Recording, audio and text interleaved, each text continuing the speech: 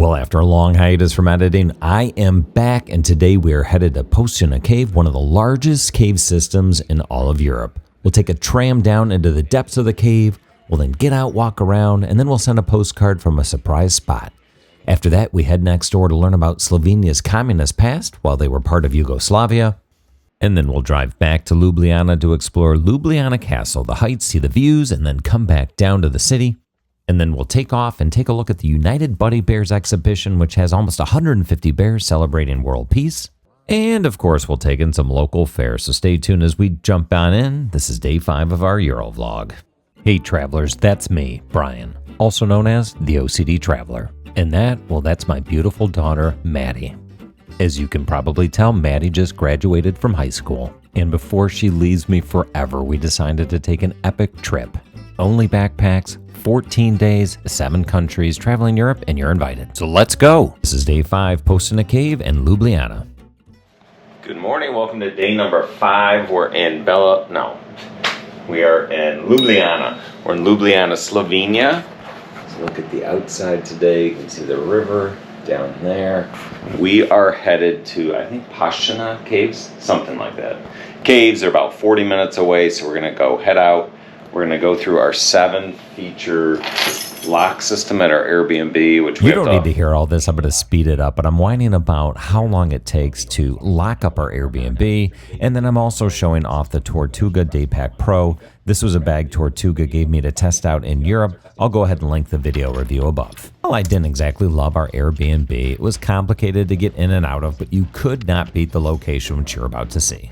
And there you can see our location in the heart of the Ljubljana Historic District, and right there we're crossing the plexiglass-sided bridge just south of the Triple Bridge. Now we're outside of our flat, and we're going to go through this park.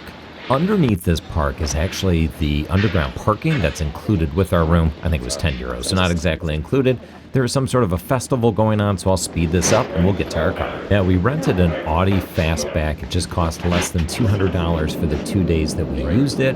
I actually found driving in Ljubljana to be pretty uneventful, not that scary. I did get an international driver's license, so if you need that, I can link that video as well.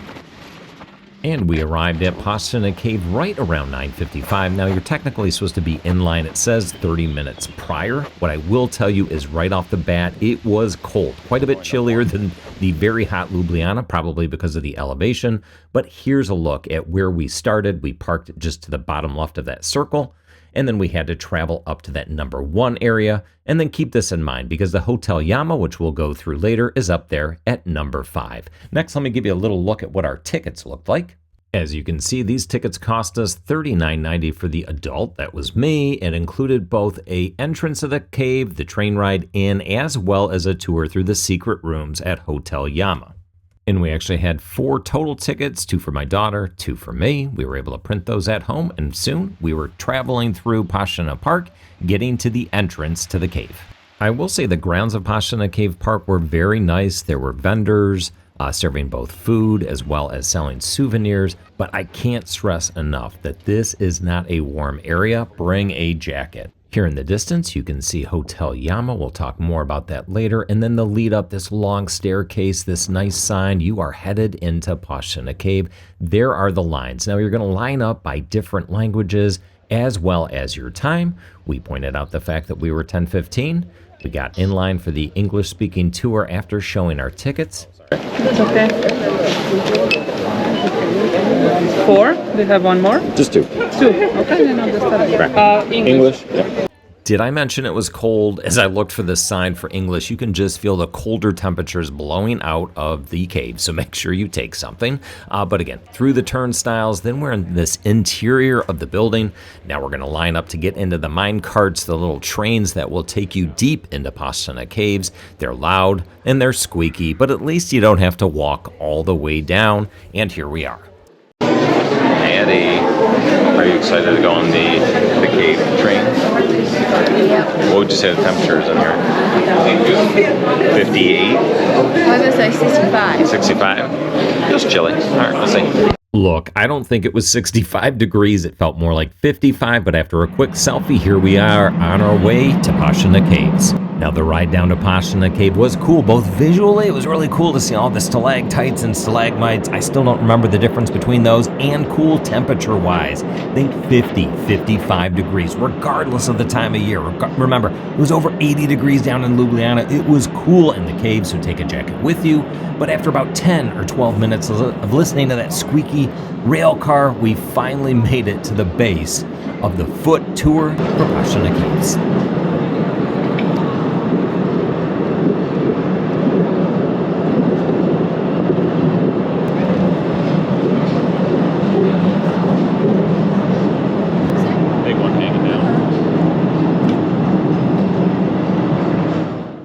Now, from the time we stepped off the rail cart to the time we stepped back on was about an hour 5 minutes. Now, don't worry, I'm not going to take you through all of the foot tour through Postojna Cave. I'll just show you a couple of clips through the next 3 minutes. Set that to just a little bit of background music and a little bit of dialogue between my daughter and I.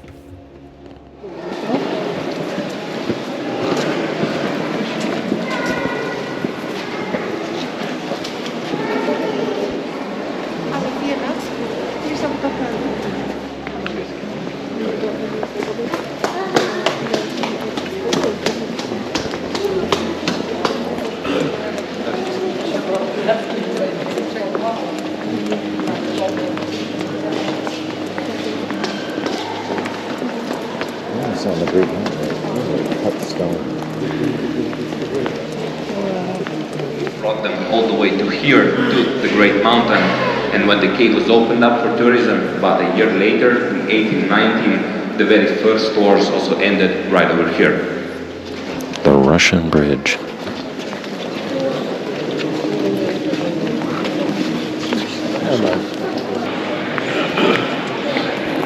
Made by Russian prisoners of war.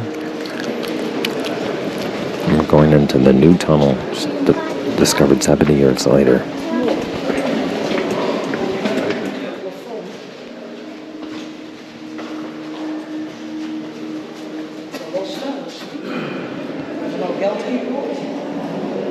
It's the White Cave because it's pure.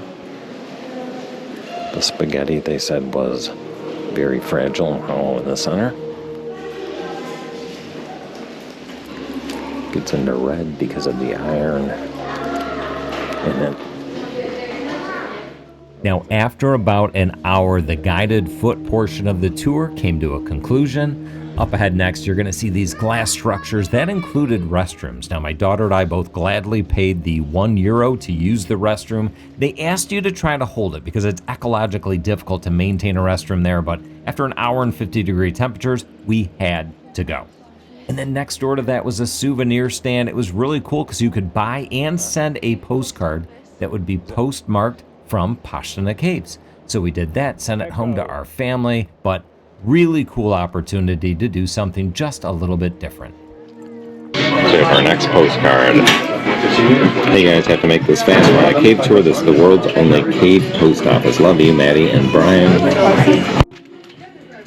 And then, as quickly as it started, it ended. We dropped our postcard into the Postojna Cave mailbox, made our way back out to the rail carts, and back out unto daylight. Now, as part of our package to Postojna Caves, we did buy something called the Secret Rooms of Jama Hotel.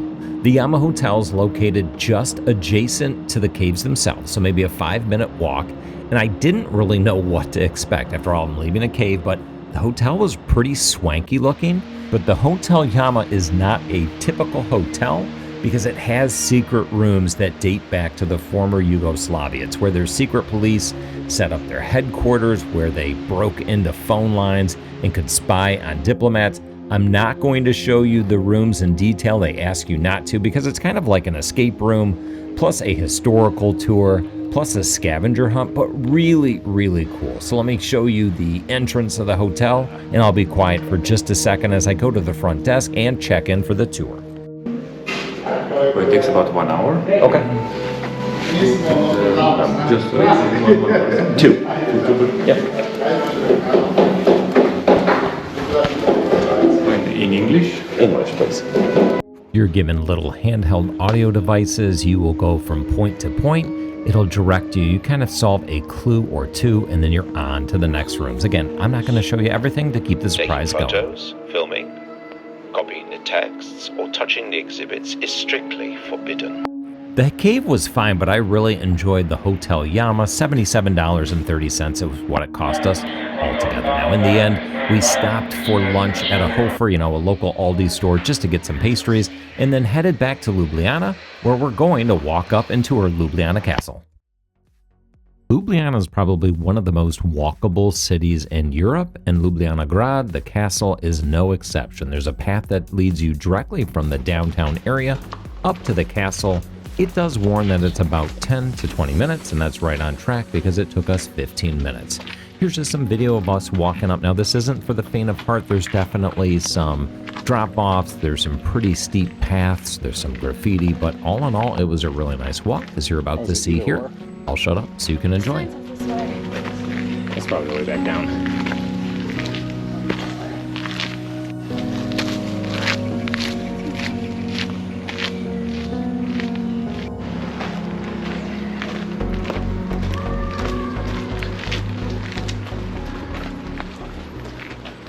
As you can see, there is a funicular. We've never taken it up to the top of Ljubljana Grad. I've heard it's free. Not sure if that's true, but that is an option. Look at that cityscape. What a beautiful way to spend a day walking up to the top of Ljubljana Castle and taking in this stellar view of all of Ljubljana.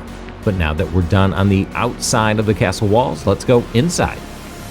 Now, I've got to be honest, I'm not sure if we accidentally got in the castle without paying for a ticket. There were ticket sales on the outside. My assumption was that was for tours, but we were able to get right into the castle without paying anything, and there were lots of folks out and about.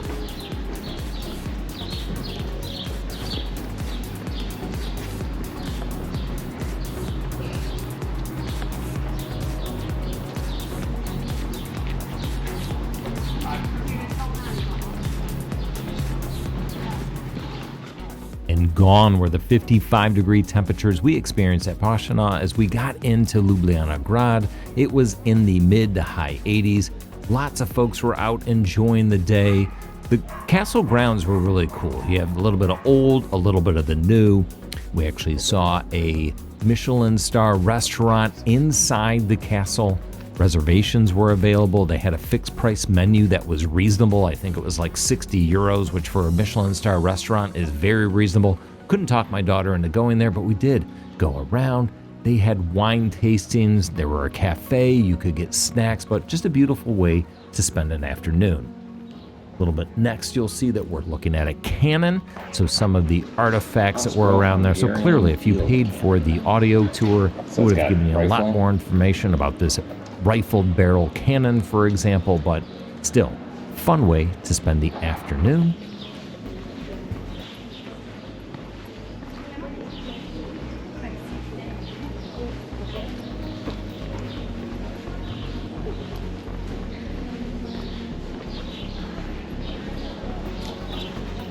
Good chance to do wine tasting.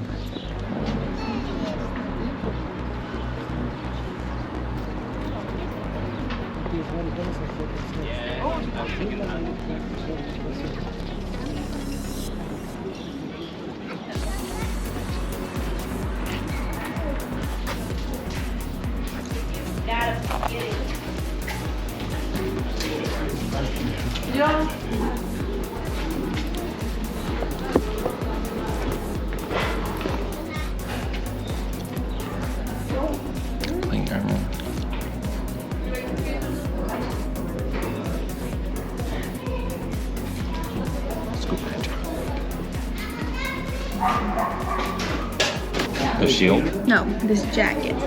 was as. The padded jacket was as effective as metal armor, protecting soldiers on the battlefield. And after touring the castle grounds for about half an hour, it was time to descend back to ground level, that is, Ljubljana downtown. So we started that right at about 3:50 p.m. As you can see, a lot of stairs on this path. This is the most direct path that'll take us right into the heart of downtown Ljubljana, but very picturesque as we come back down. Lots of nice cityscapes. Lots of graffiti as well. Lots of tourists doing exactly what we were doing, enjoying the day as well as enjoying the scenery. And it's just really cool how all of a sudden it spits you out right into downtown Ljubljana, as you will see next. And one of the main tourist destinations, after we get out of this little alley, you'll be able to see the main drag of Ljubljana.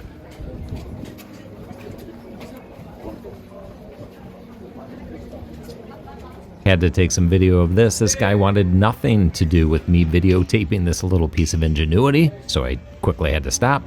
And then we're back down to the riverfront. Decided to have a drink, my daughter and I. I had a Union Lager, a beer you'll see advertised throughout downtown Ljubljana. My daughter had a mojito, and then we watched some of the local Ljubljana birds play and beg for some tourist scraps, of which we did not give them any. As we bid our bird friends well wishes and made our way to Republic Square, we passed this military band. Now, throughout Ljubljana, there was all sorts of pomp and circumstance. In the park right by our flat, there was some sort of a concert that night. But here we are at Republic Square. We came here to see the United Buddy Bears. Now, this is a global public art project. It's made out of life-size fiberglass bear sculptures. Each one is uniquely painted from an artist from a different country. In all, about 150 different countries are represented. You can see the United States bear represented there by the Statue of Liberty, but overall, just a great call for world peace, something that we all need just a little bit more of. So we enjoyed walking around, seeing these cool bears, and taking in some of the public art that was on display. Now, this has since left Ljubljana, but if you ever have a chance to see this in one of the upcoming countries that they tour to, I definitely recommend that you see it.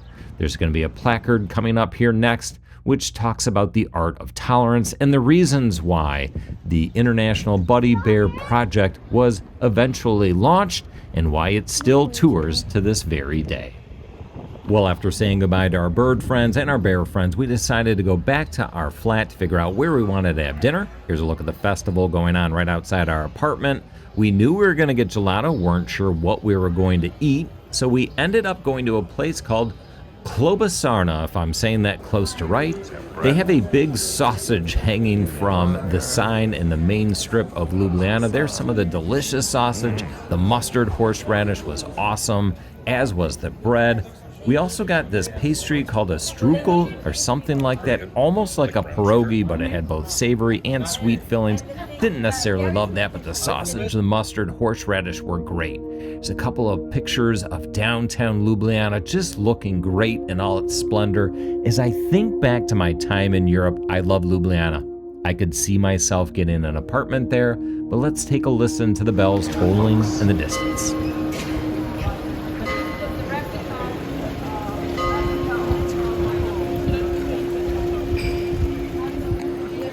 Now, this was to be our final night in Ljubljana, so we enjoyed a stroll through the city. We got our gelato, which you'll see in a second. If you found this enjoyable at all, do me a favor and hit like and subscribe. In our coming video, we're going to take a 6-hour train ride from Ljubljana up to Austria, where we just spent a single night. But stay tuned as the Lewis family goes.